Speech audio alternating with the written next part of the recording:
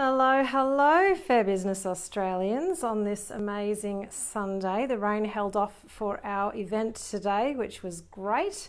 Had a lovely meet and greet, wasn't too humid, and it was all good.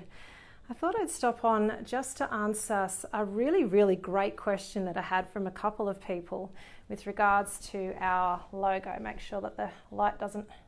There we go. So I've had a question as to what does your logo actually mean? What do the symbols stand for? Which I think is a really great question. And it gives me full bragging rights, because if I just came on without being asked that question, I might be seen as a bit of a bragger. But now, because I'm answering the question, I actually get to brag. So I'm going to take you through, like a kindergarten teacher, our class, and show you, without the light, oh, that's hard. Okay, without the light shining on the logo, what the elements actually mean. So first of all, obviously Fair Business Australia, because we want fairness, fair business for all. Then we've got together we can rebuild in a circle, because we want to always be cyclical with, you know, the better we get, the better things go around, circle, circle, circle. We're not reinventing the wheel, because everyone knows what fair business should look like. It's just not everyone has been on the receiving end of fair business all the time. Coming in, we have on the background, we have, oh, sorry folks, putting the light on there. We have the image of Australia, obviously.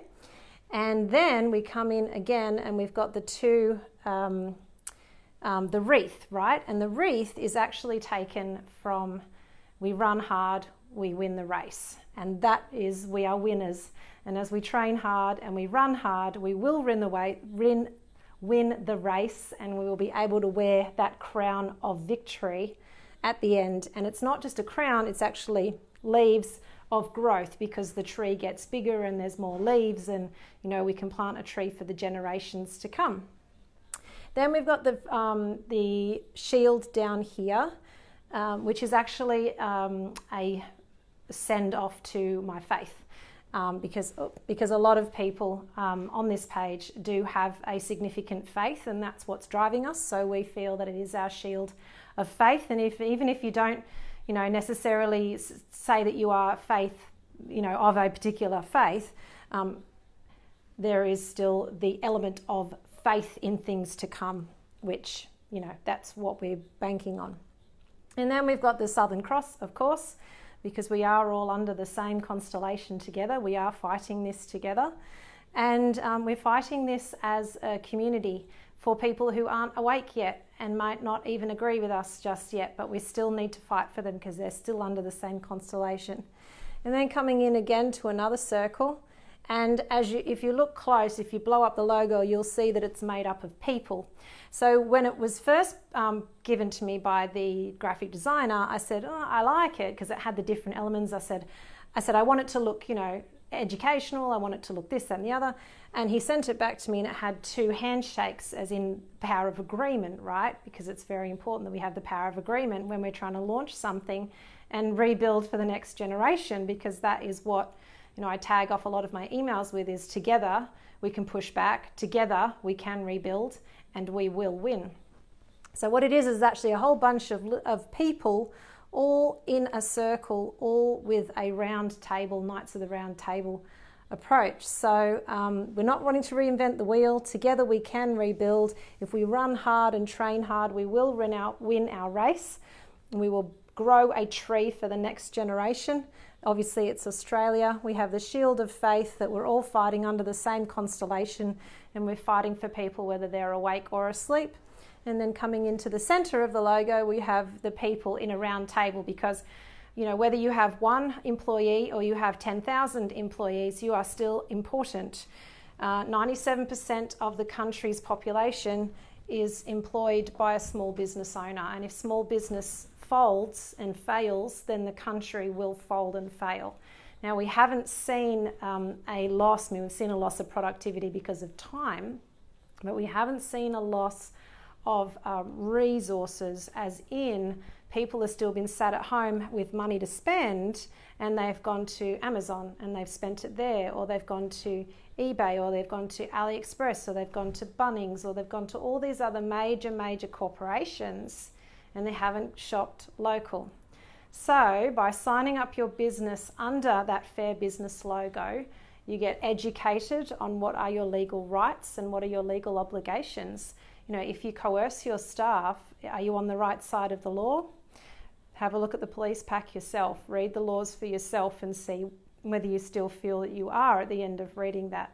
So you get educated. You also get to go in front of people who are looking for pro-privacy, who want to shop local and don't want to have to show a vaccine passport. Whether or not they're jabbed is their business. It's actually not your business. Your business is your business, and checking vaccine passports is not your business. And that is what Fair Business Australia is honing in on. We're not wanting to have that conversation as to whether vax is good or vax is bad. That's not our arena. There are lots of other groups on Facebook if you want to go and talk about that kind of stuff over there. If you want to get educated about different things, you can go over there. But Fair Business Australia is about simply revenue for small business owners, and being forced to coerce staff could in fact have a massive impact on your revenue as a business owner down the track. Because if a staff member gets an adverse reaction and the government and Big Pharma say, well, we're not responsible, sorry, Mr. Business Owner, and WorkCover says, we're not responsible, sorry, Mr. Business Owner, which there is no legislation right now that says that the government is going to foot the bill for an adverse reaction. And even if they were to foot the bill for an adverse reaction, anecdotally, we're hearing many stories of doctors refusing to even put that it's a COVID vaccine related injury, which means if it's not on the certificate, sorry that you got septicemia, sorry that you got myocarditis, sorry. And then the buck again stops with the business owner, and you could be sued for adverse reactions, which again comes back to revenue. So Fair Business Australia is entirely focused on revenue, because that is what small businesses must be focused on, is revenue. Now all the ethics surrounding that are, you know, put in to the police pack, and you can have your own private conversations about that. But from a very public point of view, we are focused on rebuilding small business for the next generation. We're focused on a very round table approach where we want to help you get tooled up, get skilled up, and really get your courage back so that you can start to do business, and do business well, and do business on the right side of the law. Now eventually, as I have said before, Fair Business Australia is not going to be just a business directory, but we are also going to be moving into being the not-for-profit alternative to Amazon. And I've already been having some very significant conversations surrounding that, also surrounding an Australian-owned crypto, in actual fact, which is backed only by businesses, by services and products. So the only way this crypto is ever going to work is if people agree to use it and agree to honour it. And so that is probably going to work out very well for Fair Business Australia, particularly as we're moving towards a cashless society and all those other quite nerve-wracking things that a lot of us who have been in these different Facebook groups and are having conversations about very much awoken to. So that's it about the logo. Where is it from? It's from my brain. I came up with it. The graphic designer helped get what was in here out onto what you see now on the website and on the different socials. And if you haven't yet signed up your business, please do so. We are 100% not-for-profit.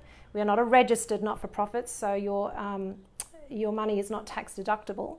But we are 100% not-for-profit, and once you register your business, you will get downloads of legal information to help you stay on the right side of the law, to help you to be able to get more revenue so that you can keep your staff and you can trade and serve anybody, trade with and serve anybody that comes into your store. You don't have to be telling people that they can't come in if they're not wearing a mask, that they can't come in if they don't have a green tick on their phone. And it all comes back to revenue. So have a lovely rest of your Sunday. Please do list with us and know that that money is going into a legal fund, so that if businesses do end up getting an unlawful fine, there will be finances there to be able to fight that fine in a court of law. Because at the end of the day, nothing is ever really proven until it is fought out in a court of law. I know there's been lots of information and talking about, well, let's just set up an alternative community. Let's just go over here and do our own thing and we'll just leave this current community. that's a great notion, but how are you actually going to do that? And until you have enough infrastructure to be able to step across and do that, you are going to need to work out how to navigate the current society that you're living in. And Fair Business Australia is a very powerful way to do that, because you know that you're on the right side of the law, you know that you can be pro-privacy, hashtag, and hashtag we won't ask, and people will come into your store because they don't want to have to show their vax status. Whether or not they're vaccinated, again, is not your business. And so that we're helping you get more and more revenue. And if you do get a fine, then there is a legal kitty there for you, with more and more lawyers are coming on board. I have at least 3, and then another couple that we're talking to right now that I'm in direct communication with, which is really, really, really exciting. And there'll be more information about that as it comes available. But we are growing. We are bringing on more volunteers. I'm onboarding about 10 of them this week. Please be patient with your Facebook posts and comments and wanting instant replies. We are still a skeletal team, so please be patient with that kind of stuff. Please do list your business so that we can grow this legal kitty. I'll come back in. I see lots of comments coming up right now, so I'll come back in and answer those as soon as I get off this video. And yeah, look forward to fielding what questions I can. Look forward to seeing Fair Business Australia grow. And we're definitely going to hit 10,000 likes, not including follows. Follows were already up to about 12,000. So we'll definitely hit the 10,000 likes by Australia Day, which is entirely exciting. And we've got another couple of things coming up for the businesses that we're working with right now who are already fighting unlawful fines, and that is going to be very exciting as well. So keep a lookout on the Facebook page. As we bring on more volunteers, we'll have even more content for you, relevant content, really helpful content, and some funny memes as well, because it can't all be serious. So have a great rest of your Sunday. I look forward to speaking with you soon. Take care. Chat soon. God bless.